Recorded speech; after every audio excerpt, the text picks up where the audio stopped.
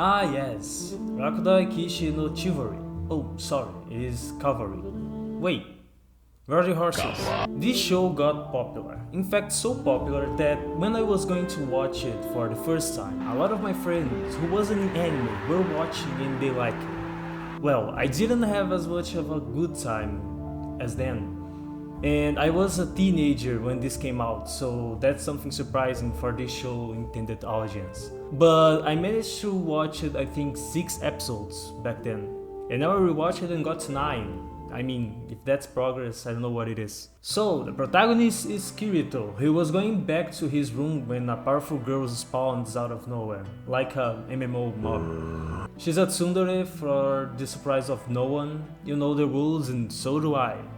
Let's say this classic moment that every ecchi anime has. So how's this? I'll get naked, and we'll call it even! I remember really enjoying this.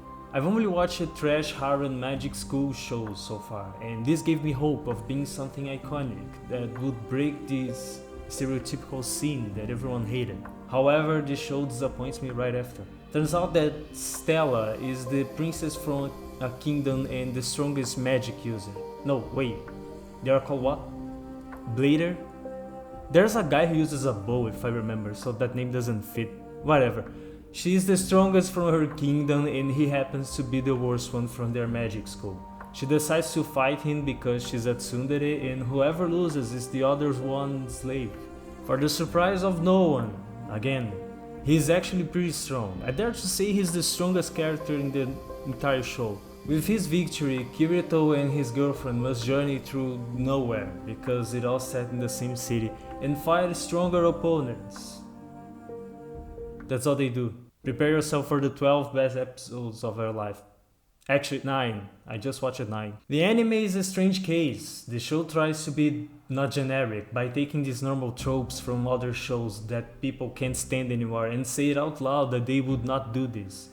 It's fun to watch for the first time, but after you realize that the anime doesn't embrace that, it becomes painful to watch. We have a generic OP protagonist, a harem with a tsundere little sister, girl that doesn't stand out but he still helps her. He has the whole checklist. Most battles are won because of the protagonist really wants to win, not because of strategy and skill. The fights are still cool though, but not great. The show tries to pretend that it's not a generic harem magic school, but it actually is. The mission failed successfully. Aside from that, there are some good things. The let's go ahead from every match reminds me of fighting games. I like the reference. The music is good and they got the timing right most of the times. The art is fantastic. Stella's hair is mesmerizing. I think it was her design that got me into the show. Or maybe the thigh highlights. I don't know.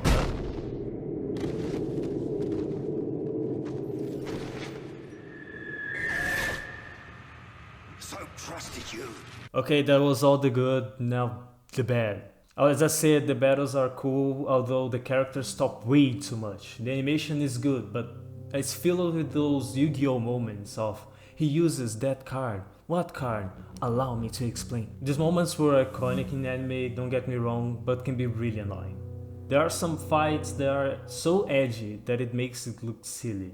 Like the fight with that guy who has a bone snake sword with that his superpower is below average reflexes. I mean, sure, if that's what... is it good to see a LGBT character in the anime? Unfortunately, the author or the director doesn't respect him properly, so I won't compliment them. Of course, there is an evil organization, but they are useless. They only exist to flex the power of someone. That teacher who vomits blood is agonizing, but funny at the same time. I don't know. Oh my god, there's more. Every time Stella calls herself as a slave of Vicky, makes me want to scream. And why does everyone have a sad background story? The show really tries to make you empathize with the characters. Like, come on man, you can write something better than that. It's so... In my opinion, there are a lot of misses in this show, but honestly I feel disappointed by that. It really had potential, especially because of the decision of not trying to be generic. This could lead to a great story. I remember appreciating how the main character was feeling nervous for his first official fight. That was the first time I've seen him demonstrating weakness. It humanizes him and gives a good impression of the show. There are other moments as well. The romantic relationship is straight to the point, without the slow development of most romances. Although the protagonist is kind of slow though. However, again, the show tries to be what it isn't. The protagonist is so dense when the other girls hit on him, and Stella is obviously jealous. This annoys me so much, especially because that is not from his character.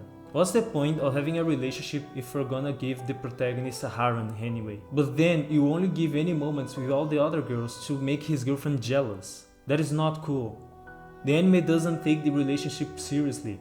Kirito's role is just to look cool and Stella is to be his girlfriend. Getting back to his first fight with her, I was expecting him to fail. If he was the worst one, getting partnered with the strongest girl from her kingdom would be his rune of improvement. Okay, let's do it this way. Trade-off her. She receives love, support, and physical improvement from his sword fighting knowledge. Kirito receives technique to improve his power, a power level increase, and love and moral support as well. Getting to know them, watching them falling in love, this is what I was expecting, and this show could deliver that really well. But no, we went to a badass edgy harem king instead. For God's sake, the final boss of the anime is the president of the school's council. I give up.